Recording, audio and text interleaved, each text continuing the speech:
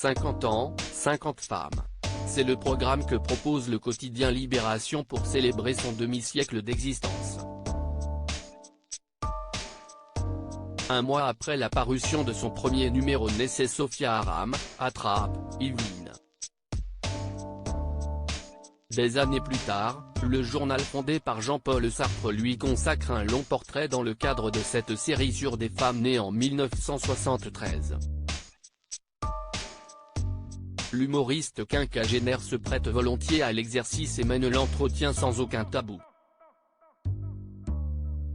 Elle sait, ce qu'elle dit, ce qu'elle cache, et, entre les deux, toute une succession d'instantanés en clair-obscur, écrivent nos confrères. Le vieillissement ? Une bénédiction pour Sophia Aram qui a soufflé ses 50 bougies au mois de juin dernier. Pour tout un tas de raisons, je ne me suis jamais sentie aussi libre.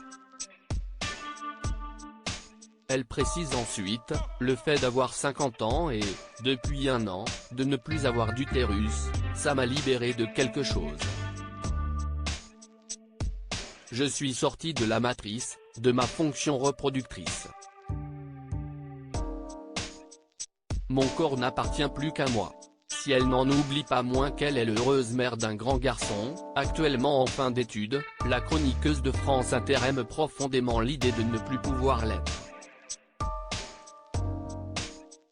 Qui partage la vie de Sophia Aram.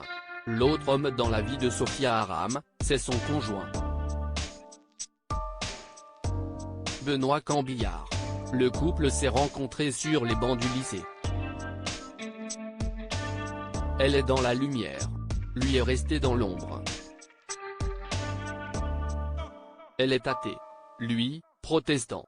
Et pourtant, tous deux s'entendent à merveille. Au point d'écrire ensemble. Elle est droite, indépendante, libre, morale, comme son père berbère. Elle a un côté pas hyper fun au départ, un peu le relationnel d'Angela Merkel, explique son compagnon qui finit par lâcher, amoureux, mais moi j'aime, on sait sur qui compter. Le ciment d'un couple uni sous le signe de l'humour.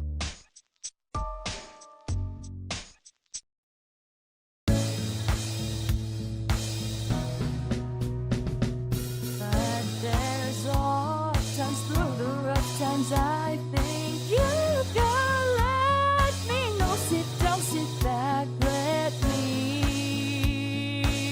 help you out. Just